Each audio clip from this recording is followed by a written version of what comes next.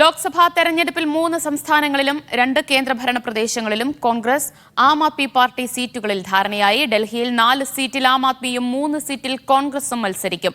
ഗുജറാത്തിൽ 2 സീറ്റിലും ഹരിയാനയിൽ 1 സീറ്റിലുമാണ് ആം ആദ്മി മത്സരിക്കുക.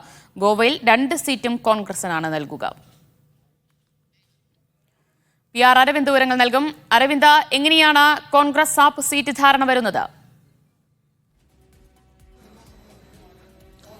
ഇന്ത്യ മുന്നണിക്ക് ശക്തി പകരുന്ന നിർണായക പ്രഖ്യാപനങ്ങളാണ് അല്പസമയം മുമ്പ് ഇവിടെ നടന്നത്. പ്രധാനമായും 3 സംസ്ഥാനങ്ങളിലെയും 2 കേന്ദ്രഭരണ പ്രദേശങ്ങളിലുമാണ് ഇപ്പോൾ ഇന്ത്യ സഖ്യം സീറ്റ് വിഭജനത്തിൽ ധാരണയായത്.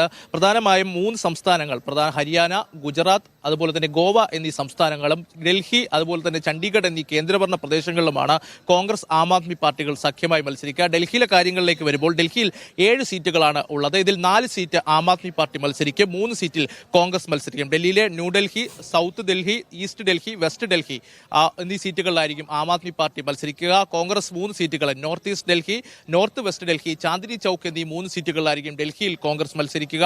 ഇതുകൂടാതെ തന്നെ ഗുജറാത്തിലെ 26 സീറ്റുകളിൽ കോൺഗ്രസ് 24 സീറ്റുകളിൽ മത്സരിക്കും. ആം ആദ്മി പാർട്ടി ഗുജറാത്തിൽ 2 സീറ്റുകളിലായിരിക്കും മത്സരിക്കുക. ബറൂച്ചിലും അതുപോലെ തന്നെ ഭാവ്നഗറിലുമായിരിക്കും ആം ആദ്മി പാർട്ടി മത്സരിക്കുക. ഹരിയാനയിൽ 10 സീറ്റുകളാണ് ഉള്ളത്. അതിൽ 9 സീറ്റുകളിൽ കോൺഗ്രസ് മത്സരിക്കും, 1 സീറ്റിൽ ആം ആദ്മി പാർട്ടി മത്സരിക്കും. കുരുക്ഷേത്രയിലായിരിക്കും ആം ആദ്മി പാർട്ടി ഇത്തവണ ലോക്സഭാ തെരഞ്ഞെടുപ്പിൽ മത്സരിക്കുക. ഇതുകൂടാതെ തന്നെ ഗോവയിലെ 2 സീറ്റിലും കോൺഗ്രസ് മത്സരിക്കുമെന്നതിലും ധാരണയായിട്ടുണ്ട്. ചണ്ഡീഗഡ് കേന്ദ്രഭരണ പ്രദേശമായ ചണ്ഡീഗഡിലെ 1 സീറ്റിലും കോൺഗ്രസിന് വിട്ടു നൽകാൻ ആം ആദ്മി പാർട്ടി തയ്യാറായിരിക്കുകയാണ്. എന്തായാലും ഇന്ത്യ സഖ്യത്തിന് ശക്തി പകരുന്ന പ്രഖ്യാപനങ്ങളാണ് അല്പസമയം മുമ്പ് ഇവിടെ ഉണ്ടായത്. പക്ഷേ ബറൂച്ചിയിലെ വിട്ടു നൽകിയതുമായി ബന്ധപ്പെട്ട ചില അതൃപ്തികൾ കോൺഗ്രസിനുള്ളിൽ തന്നെ ഉണ്ടായിരുന്നു. അഹമ്മദ് പട്ടേലിന്റെ മണ്ഡലമായിരുന്നു ബറൂച്ചി എന്ന് പറയുന്നത്. അഹമ്മദ് പട്ടേലിന്റെ മക്കൾ ഇതിനുവേണ്ടിയുള്ള അവകാശവാദം നേരത്തെ തന്നെ ഉയർത്തിയിരുന്നു. പക്ഷേ ജനങ്ങളുടെ ഇപ്പോഴത്തെ സാഹചര്യം കണക്കിലെടുത്ത് ആണ് ഇപ്പോൾ ബറൂച്ചിയിലെ സീറ്റ് ആം ആദ്മി പാർട്ടിക്ക് വിട്ടു നൽകാൻ തീരുമാനമെടുത്തതെന്ന് കോൺഗ്രസ് നേതാക്കൾ വ്യക്തമാക്കുന്നുണ്ട്. ജനങ്ങൾ ഈ സഖ്യത്തെ ഉൾക്കൊള്ളുമെന്നും ഇപ്പോൾ നേതാക്കൾ അറിയിച്ചു. വരുന്ന ലോക്സഭാ തെരഞ്ഞെടുപ്പ് ഒരുങ്ങുന്ന ഇന്ത്യ മുന്നണിക്ക് ശക്തി പകരുന്ന തീരുമാനങ്ങളാണ് ഇപ്പോൾ പ്രഖ്യാപിച്ചിരിക്കുന്നത്. അതേസമയം പഞ്ചാബിൽ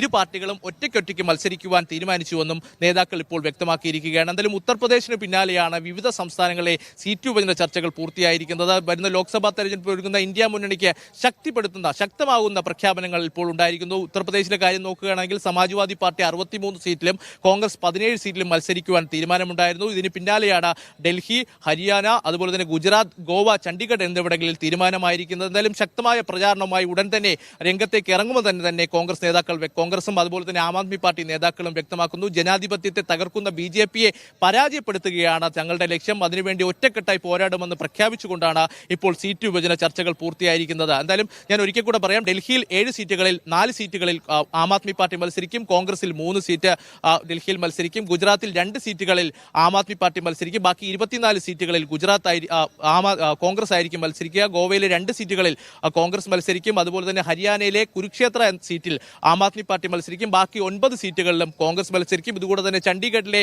1 സീറ്റിൽ കോൺഗ്രസ് മത്സരിക്കുവാനാണ് ഇപ്പോൾ ധാരണയായിരിക്കുന്നത്. അരവിന്ദ്, പഞ്ചാബിന്റെ കാര്യത്തിൽ സംയുക്ത സ്ഥാനാർത്ഥി ഉണ്ടാകില്ല, സീറ്റ് വിഭജനം ഉണ്ടാകില്ല എന്ന് നേരത്തെ തന്നെ സൂചനകൾ വന്നിരുന്നു. ഇനിയൊരു തുടർ ചർച്ചകൾ ഉണ്ടാകില്ല പഞ്ചാബിന്റെ കാര്യത്തിൽ എന്ന് കൂടി നേതാക്കൾ പറയുന്നുണ്ടോ?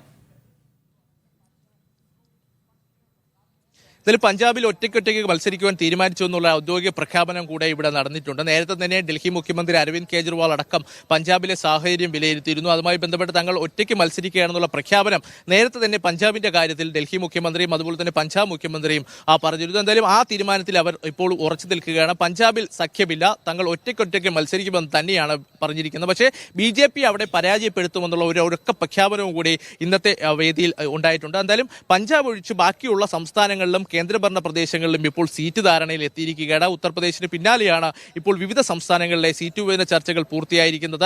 പഞ്ചാബിൽ ഒറ്റയ്ക്ക് മത്സരിക്കുമ്പോഴും തങ്ങളുടെ പോരാട്ടം BJPക്കെതിരെ തന്നെയാണ് ഇപ്പോൾ 2 പാർട്ടികളും വ്യക്തമാക്കിയിരിക്കുന്നത്. എന്തായാലും വരും ദിവസങ്ങളിൽ കൂടുതൽ സംസ്ഥാനങ്ങളിൽ ഇപ്പോൾ തർക്കം നിലനിൽക്കുന്ന സംസ്ഥാനങ്ങളുണ്ട്.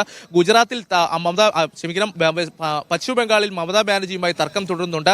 അത് എത്രയും പെട്ടെന്ന് പരിഹരിച്ച് അവിടെയും ഒരു സഖ്യ രൂപീകരണത്തിനുള്ള ചർച്ചകൾക്ക് കോൺഗ്രസ് ശ്രമിക്കുന്നുണ്ട്. വിവിധ ചർച്ചകൾ വരും ദിവസങ്ങളിൽ നടക്കുമെന്ന് തന്നെയാണ് കോൺഗ്രസ് നേതാക്കൾ വ്യക്തമാക്കിയിരിക്കുന്നത്. ഇതുകൂടാതെ തന്നെ ജമ്മു കാശ്മീരിലും ചർച്ചകൾ നടത്തുവാനുള്ള ശ്രമങ്ങൾ തങ്ങൾ നടത്തുന്നുണ്ടെന്നും കോൺഗ്രസ് വ്യക്തമാക്കിയിട്ടുണ്ട്. എന്തായാലും 2 പാർട്ടികളും വലിയ രീതിയിലുള്ള വിട്ടുവീഴ്ചയ്ക്ക് തയ്യാറായിരിക്കുന്നു. BJPക്കെതിരെയുള്ള പോരാട്ടത്തിൽ ഒറ്റക്കെട്ടായി മുന്നേറണമെന്ന തീരുമാനത്തിലേക്ക് 2 പാർട്ടികളും എത്തിയിരിക്കുകയാണ്. എന്തായാലും ഇപ്പോൾ 3 സംസ്ഥാനങ്ങളിലും 2 കേന്ദ്രഭരണ പ്രദേശങ്ങളിലുമാണ് സീറ്റ് ധാരണയിൽ യെസ്, വിജയം അഞ്ചിടത്ത് സീറ്റ് ധാരണയായിരിക്കുകയാണ് AAP കോൺഗ്രസ് തമ്മിൽ. എത്രത്തോളം പ്രതീക്ഷയിലാണ് നേതാക്കൾ ഉള്ളത് ഈ സീറ്റ് ധാരണയായ സംസ്ഥാനങ്ങളിൽ?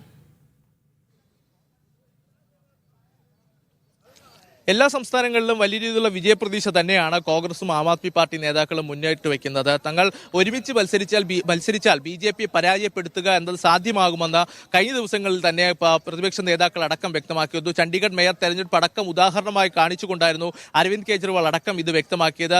തങ്ങളെ ഇത്തരത്തിൽ അട്ടിമറി നടത്തി തങ്ങളെ പരാജയപ്പെടുത്തുവാൻ ശ്രമിച്ചിട്ട് പോലും തങ്ങൾ നിയമപരമായി പോരാടി തങ്ങളുടെ വിജയം സ്വന്തമാക്കി. അതുകൊണ്ട് തന്നെ ഒറ്റക്കെട്ടായി മുന്നേറിയാൽ തങ്ങൾക്ക് BJPയെ പരാജയപ്പെടുത്തിക്കൊണ്ട് 2024 ലോക്സഭാ തെരഞ്ഞെടുപ്പിൽ വിജയം സ്വന്തമാക്കാമെന്ന് ഇന്ത്യ സഖ്യം വ്യക്തമാക്കുന്നു. എന്തായാലും സീറ്റ് വിഭജന ചർച്ചകൾ പൂർത്തിയായതോടുകൂടി ഇനി പ്രചാരണ പരിപാടികളിലേക്കായിരിക്കും പാർട്ടികൾ കടക്കുക. സംയുക്തമായ റാലികൾ ഉടൻ തന്നെ ഈ സംസ്ഥാനങ്ങളിൽ പ്രഖ്യാപിക്കുമെന്നാണ് ഇന്ത്യ സഖ്യത്തിന്റെ ഭാഗത്ത് നിന്ന് കിട്ടുന്ന വിശദീകരണം. അതേസമയം ഒറ്റയ്ക്ക് മത്സരിക്കുന്ന സംസ്ഥാനങ്ങളിൽ BJPയെ തന്നെ പ്രധാന എതിരാളിയായി കണ്ടുകൊണ്ട് മുന്നേറുവാനും ഇന്ത്യ സഖ്യത്തിൽ തീരുമാനമായിട്ടുണ്ട്. വിവിധ സംസ്ഥാനങ്ങളിലെ തർക്കങ്ങൾ പരിഹരിച്ചുകൊണ്ട് അവിടെയും ഒരു പ്രശ്നപരിഹാരത്തിന് ഇപ്പോൾ നീക്കങ്ങൾ നടക്കുന്നുണ്ട്. വിട്ടുവീഴ്ചയ്ക്ക് കഴിഞ്ഞ ദിവസങ്ങളിൽ കോൺഗ്രസ് തയ്യാറായിരുന്നു. ആദ്യം ഡൽഹിയുമായി ബന്ധപ്പെട്ട് വലിയ രീതിയിലുള്ള തർക്കങ്ങൾ ഇന്ത്യ സഖ്യത്തിലുണ്ടായിരുന്നു. സീറ്റ് വിഭജനം സാധ്യമല്ല എന്ന തരത്തിലൊക്കെ വാർത്തകൾ ഉയർന്നു വന്നിരുന്നു. പക്ഷേ വിട്ടുവീഴ്ചകൾക്ക് ഇരു പാർട്ടികളും തയ്യാറായി. അതോടുകൂടി തന്നെയാണ് സീറ്റ് വിഭജന ചർച്ചകൾ പൂർത്തിയായത്. BJPക്കെതിരെ തന്നെയാണ് ലോക്സഭാ തെരഞ്ഞെടുപ്പിൽ പോരാടുന്നത്. BJPയെ പരാജയപ്പെടുത്തുക തന്നെയാണ് പാർട്ടികളുടെ ലക്ഷ്യമെന്ന് വ്യക്തമാക്കുന്നത് തന്നെയാണ് സീറ്റ് വിഭജന ധാരണയിൽ. ദിവ്യ, യെസ്, AAP കോൺഗ്രസ് സീറ്റ് ധാരണ വന്നിരിക്കുകയാണ്. 3 സംസ്ഥാനങ്ങളും 2 കേന്ദ്രഭരണ പ്രദേശങ്ങളിലുമാണ് കോൺഗ്രസ് AAP സീറ്റ് ധാരണ വന്നിരിക്കുന്നത്. പഞ്ചാബിൽ സംയുക്ത സ്ഥാനാർത്ഥി ഉണ്ടാകില്ല. AAPയും കോൺഗ്രസും ഒറ്റയ്ക്കൊറ്റയ്ക്ക് മത്സരിക്കുമെന്ന പ്രഖ്യാപനം കൂടി വന്നിരിക്കുകയാണ്. PR അരവിന്ദാണ് വിവരങ്ങൾ നൽകിയത്.